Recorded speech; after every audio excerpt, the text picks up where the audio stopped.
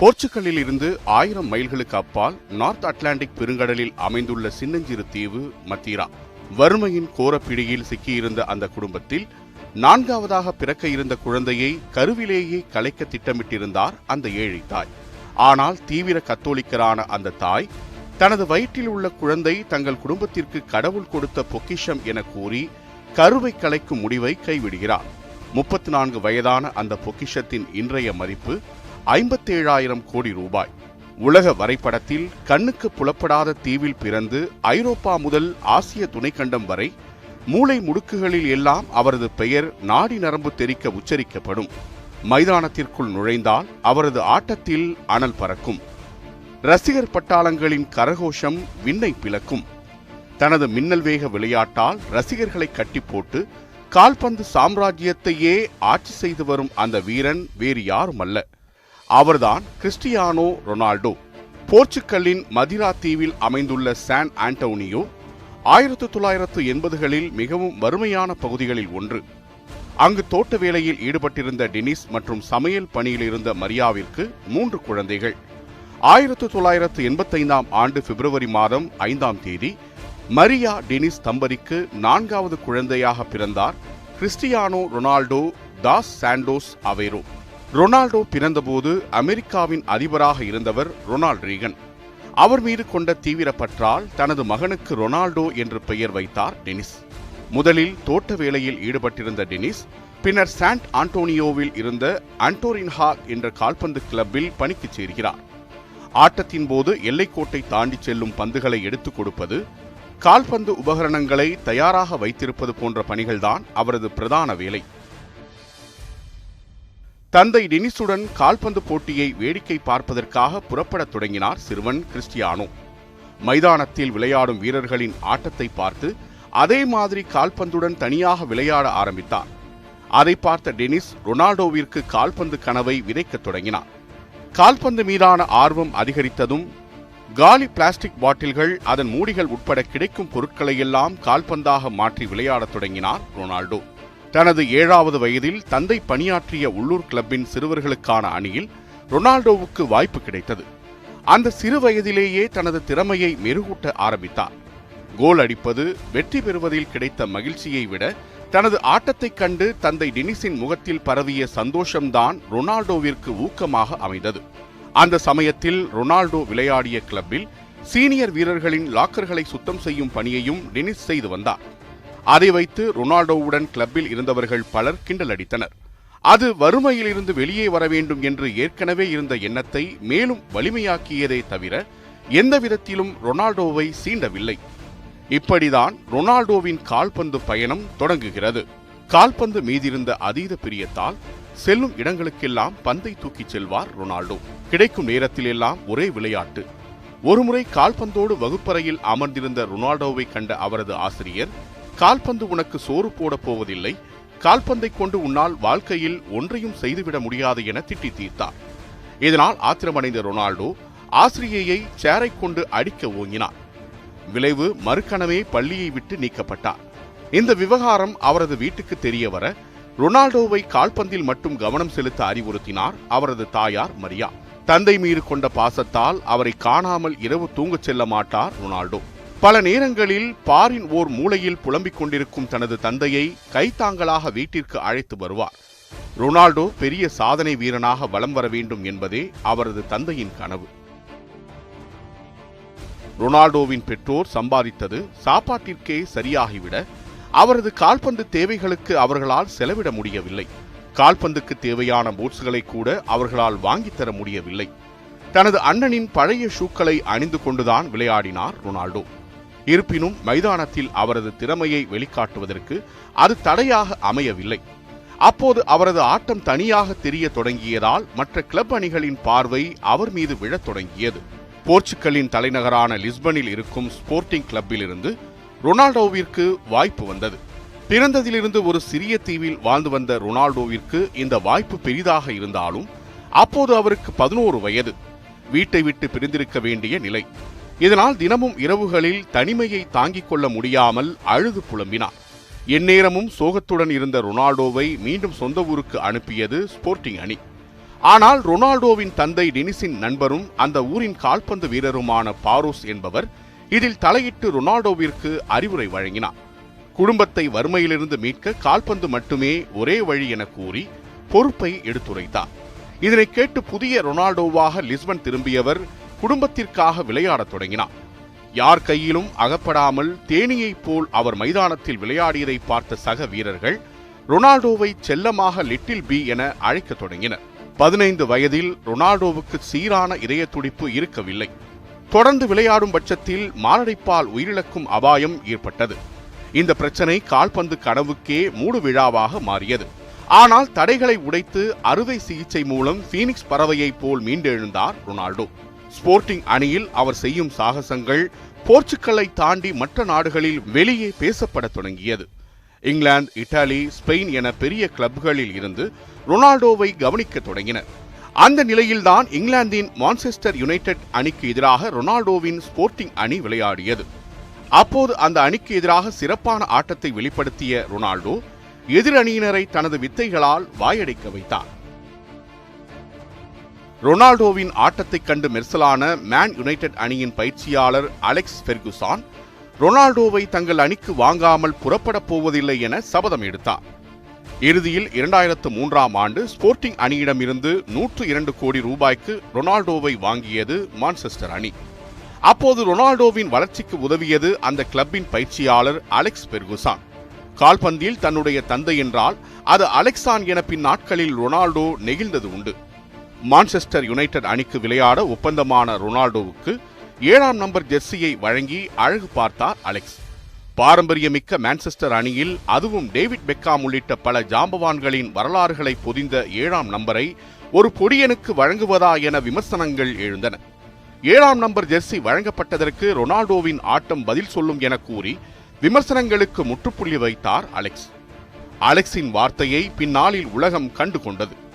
முதல் முறையாக volt Trafford மைதானத்தில் சப்ஸ்டிடியூட்டாக களமிறக்கப்பட்டார் ரொனால்டோ. அனுபவ வீரர்களுக்கு மத்தியில் தான் கற்றுக்கொண்ட வித்தைகளை மைதானத்தில் இறக்கிவிட்டு கைத்தட்டல் வாங்க ரொனால்டோவுக்கு வெகு நேரம் எடுக்கவில்லை. மான்செஸ்டர் யுனைடெட்டுக்கும் 7ஆம் நம்பருக்கும் பொருத்தமான நபர் என்பதை தனது முதல் ஆட்டத்திலேயே நிரூபித்து ஸ்டாண்டிங் ஓவேஷன் பெற்றார் ரொனால்டோ. மெல்ல மெல்ல வளரத் தொடங்கிய போதுதான் அவருக்கு ஈடுகட்ட முடியாத ஒரு இழப்பு ஏற்பட்டது. குடிபோதைக்கு அடிமையான ரொனால்டோவின் தந்தை நுரையீரல் பாதிப்பால் அவதிப்பட்டு வந்தார். உயர்தர சிகிச்சை பெற பல முறை ரொனால்டோ அழைப்பு விடுத்தும் அதனை ஏற்க மறுத்துவிட்டார் டெனிஸ். இறுதியாக லண்டனில் உள்ள மருத்துவமனையில் செப்டம்பர் 6, 2005ஆம் ஆண்டு அவரது உயிர் பிரிந்தது. அப்போது ரஷ்யாவுக்கு எதிராக உலகக்கோப்பை தகுதிச் சுற்றில் போர்ச்சுகலுக்காக விளையாட இருந்தார் ரொனால்டோ. உலக கோப்பை போட்டிகளுக்குள் போர்ச்சுகல் நுழைய அது முக்கியமான ஆட்டம். தந்தை இறந்த செய்தியை கேள்விப்பட்டதும் போட்டியை கைவிட்டுவிட்டு ஊருக்கு புறப்படுவார் என்றுதான் பலரும் எதிர்பார்த்தனர். நான் கால்பந்தில் பெரிய ஆளாக வரவேண்டும் என்பதே என் தந்தையின் கனவு. அவரது கனவை நனவாக்க நான் கால்பந்து விளையாடியே ஆக வேண்டும் என தந்தை இறந்த துக்கத்திலும் கனவுகளை சுமந்து களத்தில் இறங்கினார் ரொனால்டோ. ரஷ்யாவுக்கு எதிரான ஆட்டத்தில் ரொனால்டோவின் உணர்வு பூர்வமான ஆட்டம் போர்ச்சுகல் மட்டுமின்றி ரஷ்ய வீரர்களின் நெஞ்சையும் ஈரமாக்கியது. தந்தையின் நினைவுகளால் சிறைவாசம் அனுபவித்த ரொனால்டோவுக்கு கால்பந்து மைதானங்களே ஆறுதல் அளித்தன. இந்த சமயத்தில்தான் 2006ஆம் ஆண்டு கால்பந்து உலகக்கோப்பை நடந்தது.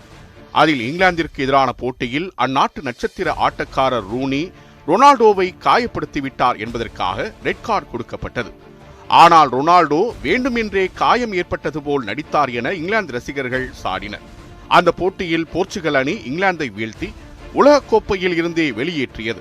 இதனால் இங்கிலாந்தின் நம்பர் 1 எதிரியானார் ரொனால்டோ. உலகக்கோப்பை முடிந்து மான்செஸ்டர் கிளப்பில் விளையாடுவதற்காக இங்கிலாந்து திரும்பிய போது அந்நாடு முழுவதும் ரொனால்டோவுக்கு எதிர்ப்பு அலை வீசியது. ஒரு பக்கம் தந்தையின் மறைவால் வாடிய ரொனால்டோ, மறுபக்கம் சொந்த அணியின் ரசிகர்களால் தூற்றப்பட்டார். எல்லாவற்றுக்கும் கால்பந்தை கொண்டே பதிலடி கொடுக்க திட்டமிட்டார். வழக்கத்தை விட அவரது ஆட்டங்களில் அனல் பறந்தது. 2007-2008 சீசனில் 31 கோல்கள் அடித்ததன் மூலம் ஒரு சீசனில் அதிக கோல்கள் அடித்த வீரர் எனும் பெயர் பெற்றார். அதுவரை யாரும் செய்யாத சாதனை அது. அதே ஆண்டில் தங்க காலனி விருதையும் வென்று அசத்தினார். 7ஆம் நம்பர் ஜெர்சி வழங்கப்பட்டதற்கு விமர்சிக்கப்பட்ட ரொனால்டோ பின் நாட்களில் அவரது அசாத்தியமான ஆட்டத்தால் CR7 என்றே செல்லமாக அழைக்கப்பட்டார். 2007, 2008, 2009 என பிரீமியர் லீக் கால்பந்து போட்டியில் தொடர்ந்து 3 முறை ரொனால்டோவின் அசுர பலத்தால் கோப்பையை வென்று மான்செஸ்டர் யுனைடெட் அணி ஹாட்ரிக் அடித்தது. 2008 சாம்பியன்ஸ் லீக் டைட்டிலையும் ஃபிஃபா கிளப் கப்பையும் வென்றது. அதே ஆண்டு கால்பந்து உலகின் உயரிய விருதான பாலன் டி ஓரை முதல் முறையாக உச்சி முகர்ந்தார் ரொனால்டோ. ஃபிஃபா சிறந்த வீரருக்கான விருது, கோல்டன் ஷூ என அடுக்கடுக்கான விருதுகளும் ரொனால்டோ வசம் வந்தன. இந்த நிலையில்தான் தனக்கு ஆகச்சிறந்த போட்டியாளராக திகழ்ந்த மெஸ்ஸியின் கூடாரத்திற்குள் குடிபெயர நினைத்தார் ரொனால்டோ. அதன்படி 2009 ஆண்டு ஐரோப்பாவின் மாபெரும் அரணாக விளங்கிய தனது கனவு அணியான ரியல் மேட்ரிட்டிற்கு 742 கோடி ரூபாய்க்கு ஒப்பந்தமானார். கால்பந்து வரலாற்றில் அதுவரை இல்லாத அளவு அதிக விலைக்கு வாங்கப்பட்டார் ரொனால்டோ. 2009 ஆண்டு ஸ்பெயினில் குடிபெயர்ந்த ரொனால்டோ ரியல் மேட்ரிட் அணிக்கு களமிறங்கி ஐரோப்பா மைதானங்களில் ஆதிக்கம் செலுத்த தொடங்கினார். லாலிகாவில் இடம்பெற்ற ரியல் மேட்ரிட் அதே லீக்கில் உள்ள பார்சிலோனாவுடன் மோதும் வாய்ப்பு அமைந்தது. எல் கிளாசிக்கோ போட்டிகளில் ரொனால்டோ மெஸ்ஸியின் ஆட்டம் வெறித்தனமாக இருக்கும். இரு வீரர்களும் களத்தில் மோதிக்கொள்ளும் போது ஆட்டத்தில் அனல் பறக்கும். தமிழ் சினிமாவில் தளபதி ரசிகர்கள் மோதிக்கொள்வதைப் போல கால்பந்து உலகில் ரொனால்டோ மெஸ்ஸி ரசிகர்கள் மோதிக்கொள்வது தொடர்கதையானது. இருப்பினும் மெஸ்ஸி குறித்து உணர்வு பூர்வமாக பேசி அவரது ரசிகர்களின் மனதிலும் இடம் பிடித்தார் ரொனால்டோ. கடந்த 15 ஆண்டுகளாக கால்பந்தில் எனக்கு மிகச்சிறந்த போட்டியாளன் மெஸ்ஸி. எங்கள் இருவருக்குள்ளும் இருக்கும் ஆரோக்கியமான மோதல்தான் என்னை இன்னும் தீவிரமாக விளையாடச் செய்கிறது என்றார் ரொனால்டோ. புகழ்பெற்ற ஐரோப்பா சாம்பியன்ஸ் லீக் போட்டியில் மெஸ்ஸியை பின்னுக்கு தள்ளி தனது அசாத்தியமான 128 கோல்கள் மூலம் அதிக கோல்கள் அடித்த வீரர் பட்டியலில் முதலிடம் பிடித்தார். இதேபோல் கால்பந்தின் முக்கிய விருதாக கருதப்படும் பாலன் டி ஆர் விருதை தட்டிச் செல்வதில் ரொனால்டோ மெஸ்ஸி இடையே கடும் போட்டி நிலவும். இதுவரை ரொனால்டோ 5 முறையும் மெஸ்ஸி 6 முறையும் பாலன் டி ஆர் விருதை வென்றுள்ளனர். இருந்தாலும் உலக பிரபலங்களின் பட்டியலில் மெஸ்ஸியை பின்னுக்கு தள்ளி தொடர்ந்து கெத்து காட்டி வருகிறார் CR7. ரொனால்டோவை இன்ஸ்டாகிராமில் பின்தொடர்பவர்களின் எண்ணிக்கை மட்டும் 19 கோடி. சர்வதேச அளவில் திரைப்பட பிரபலங்கள், அரசியல் தலைவர்களை விட ஒட்டுமொத்த சமூக வலைத்தள பின்தொடர்பவர்களின் எண்ணிக்கையிலும் ரொனால்டோவுக்கே முதலிடம். மெஸ்ஸி, நெய்மார் உட்பட உலகின் எந்த கால்பந்து வீரருக்கும் இத்தனை ரசிகர்கள் இருந்ததில்லை. கடந்த 2016 ஆண்டு முகநூலில் 12 கோடி லைக்குகள் வாங்கியதற்காக கின்னஸ் புத்தகத்தில் ரொனால்டோ இடம்பெற்றார். இதுவரை முறியடிக்கப்படாத சாதனை அது. இப்படிப்பட்ட பிரபலங்களோடு சர்ச்சைகளும் சேர்ந்து ஊஞ்சலாடுவது ஒன்றும் புதிதல்ல. உலகையே உலுக்கிய மீ-டூ சர்ச்சையிலிருந்து ரொனால்டோவும் தப்பவில்லை. அவர் மீது மாடல் அழகி கேத்தரின் என்பவர் பாலியல் வன்கொடுமை புகார் அளித்திருந்தார். இந்த வழக்கை நீதிமன்றத்துக்கு வெளியே முடித்து வைக்க ரொனால்டோவின் வழக்கறிஞர்கள் சார்பாக 2.5 கோடி ரூபாய் பேரம் பேசப்பட்டதாக பத்திரிகைகள் செய்தி வெளியிட்டன. இதனை ரொனால்டோ பகிரங்கமாக மறுத்தார். களத்திற்கு உள்ளேயும் வெளியேயும் நான் சுத்தமானவன், தேவையற்ற குற்றச்சாட்டுகள் தன் மீது சுமத்தப்படுவதாக வருத்தம் தெரிவித்தார். இருப்பினும் ரொனால்டோவுக்கு எதிராக கேத்ரின் தொடர்ந்த வழக்கு கடந்த 2019 ஜூன் மாதம் தள்ளுபடி செய்யப்பட்டது.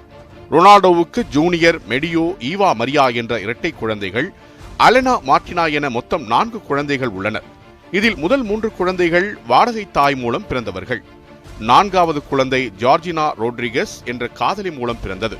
சர்ச்சைகளை தாண்டி விளையாட்டின் மீது அதீத காதல் கொண்ட ரொனால்டோ தனது நாட்டிற்கும் பெருமை தேடித்தர உழைத்துள்ளார். இதுவரை 8 முறை ஐரோப்பிய கோப்பை கால்பந்து போட்டியில் கலந்து கொண்ட போர்ச்சுகல் ஒரு முறை கூட கோப்பையை வென்றதில்லை. 2016 ஆண்டு பிரான்சில் நடைபெற்ற ஐரோப்பிய கால்பந்து போட்டியை கால்பந்து ரசிகர்கள் யாரும் எளிதில் மறந்துவிட முடியாது. ஸ்பெயின், ஜெர்மனி, இத்தாலி உள்ளிட்ட பெரும் ஜாம்பவான்களை சமாளித்து கடும் போராட்டத்திற்கிடையே இறுதிப் போட்டிக்கு முன்னேறியது ரொனால்டோ தலைமையிலான போர்ச்சுகல் அணி.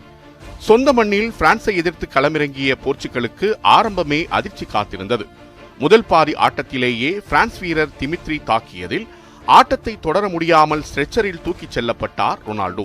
விளையாட முடியாமல் ரொனால்டோவின் கண்கள் குளமாகின. போர்ச்சுகல் ரசிகர்கள் இருளில் மூழ்கினர். வானமே இடிந்து விழுந்தது போல் ஸ்டேடியத்தில் மயான அமைதி நிலவியது. இருப்பினும் தன்னம்பிக்கையை விட்டுக் கொடுக்காத ரொனால்டோ அவே லைனில் நின்று கொண்டு பயிற்சியாளருக்கு நிகராக வீரர்களுக்கு ஆலோசனை வழங்கினார். எந்த விதத்திலும் தொய்வு இல்லாமல் சக வீரர்களுக்கு உற்சாகத்தீயை மூட்டினார். இதனால் எக்ஸ்ட்ரா டைமில் போர்ச்சுகல் வீரர் கோல் அடிக்க வரலாற்றில் முதல் முறையாக சொந்த நாட்டுக்கு கோப்பையை வென்று கொடுத்தார் ரொனால்டோ. 2018 வரை ரியல் மேட்ரிட்டுக்காக விளையாடிய ரொனால்டோ 451 கோல்களை அடித்து அமர்க்கலப்படுத்தினார். ரொனால்டோ இடம்பெற்ற ரியல் மேட்ரிட் அணி 2011 கோப்பா டெல் ரே, 2012 லா லிகா சாம்பியன், 2012 ஸ்பானிஷ் சூப்பர் கப்பை வென்றது. ரொனால்டோவின் ஆதிக்கத்தால் 2014, 2016, 2017, 2018 என தொடர்ச்சியாக சாம்பியன்ஸ் லீக் டைட்டிலையும் வென்று அசத்தியது. எண்ணற்ற வெற்றிகளுக்கு பிறகு ஜூன் 2018 ஆண்டு கிறிஸ்டியானோ ரொனால்டோவை 884 கோடி ரூபாய்க்கு ஒப்பந்தம் செய்தது ஜுவெண்டஸ் அணி. ஜுவெண்டஸ் அணிக்கு மாறியதிலிருந்து ரொனால்டோ கோல் அடிப்பதில் கடுமையாக சிரமப்பட்டார். களத்திலிருந்து சப்ஸ்டியூட்டாக வெளியில் எடுக்கப்பட்டார். 34 வயது வீரனை 500 கோடிக்கும் அதிகமாக வாங்கியது முட்டாள்தனம் என விமர்சனங்கள் எழுந்தன. ரொனால்டோவின் ஆதிக்கம் முடிந்துவிட்டதாக பத்திரிகைகள் எழுதின. எல்லாவற்றுக்கும் தனது ஆட்டத்தின் மூலம் பதிலடி கொடுக்க விரும்பினார் ரொனால்டோ. ஐரோப்பாவின் தூண்களின் ஒன்றாக திகழும் அத்லெட்டிகோ மேட்ரிடுக்கு எதிரான ஐரோப்பிய சாம்பியன்ஸ் லீக் ஆட்டம் அது. ஏற்கனவே முதல் லெக் ஆட்டத்தில் அத்லெட்டிகோ மேட்ரிட் 2 கோல்கள் அடித்திருந்தது. இரண்டாவது லெக் ஆட்டத்தில் 3 கோல் வித்தியாசத்தில் வெற்றி பெற்றால் மட்டுமே ஜுவெண்டஸால் காலிறுதிக்குள் நுழைய முடியும். அத்லெட்டிகோவுக்கு எதிராக 3 கோல்கள் அடிப்பதெல்லாம் கனவிலும் நடக்காத காரியமாகத்தான் அன்று வரை பேசப்பட்டது. ஆனால் அன்றைய ஆட்டத்தின் வரலாற்றை மாற்றி எழுதினார் கிறிஸ்டியானோ ரொனால்டோ. இட்லிப் நகரில் 40,000 பேர் திரண்டிருந்த மைதானத்தில் ஜுவெண்டஸ் ரசிகர்கள் கலக்கத்தில் இருந்தனர். அந்த கலக்கத்தை ஆட்டத்தின் 27வது நிமிடத்திலேயே தனது அதிரடியான ஹெட்டர் கோல் மூலம் ரொனால்டோ தகர்த்தெறிந்தார். ஜுவெண்டஸின் மற்ற வீரர்களை விட ரொனால்டோவை சமாளிக்க அத்லெட்டிகோ மேட்ரிடிற்கு பல ஸ்ட்ராட்டஜிகள் தேவைப்பட்டன. ஆனால் அவரோ களத்தில் ஏற்கனவே சர்ஜிக்கல் ஸ்ட்ரைக் நடத்தி கொண்டிருந்தார். அதே போட்டியில் ஹாட்ரிக் கோல்களை தெரிக்கவிட்ட ரொனால்டோ ஐரோப்பாவின் தூணாக திகழ்ந்த அத்லெட்டிகோவை மண்டியிடச் செய்தார். Striker, attacking meet, fielder, winger என எந்த பொசிஷனில் விளையாடினாலும் அவர் மந்திர கால்கள் சொல்வதைத்தான் பந்து கேட்கும். மெஷின்களுக்கு நிகரான தனது கால்களை கொண்டு அவர் மைதானத்தில் செய்யும் வித்தைகள், எதிரணியை நடுங்க வைக்கும் புல்லட் வேகத்தில் ஓடுவது, நெஞ்சில் பந்தை வாங்கி சிசர் கட் அடிப்பது, ட்ரிபிளிங் செய்தவாறே எதிரணி வீரர்களுக்கு தண்ணி காட்டுவது, ஃப்ரீ கிக்குகளில் கோல் கீப்பர்களை கதற விடுவது என மைதானத்தை சுழற்றி அடிப்பதில் ரொனால்டோ ஒரு கில்லி. அண்மையில் சம்டோரியா அணிக்கு எதிரான ஆட்டத்தில் புவியீர்ப்பு விசைக்கே சவால் விட்டு 8 அடி உயரத்தில் பறந்தபடி ரொனால்டோ கோல் அடித்தது சமூக வலைத்தளங்களில் வைரலானது.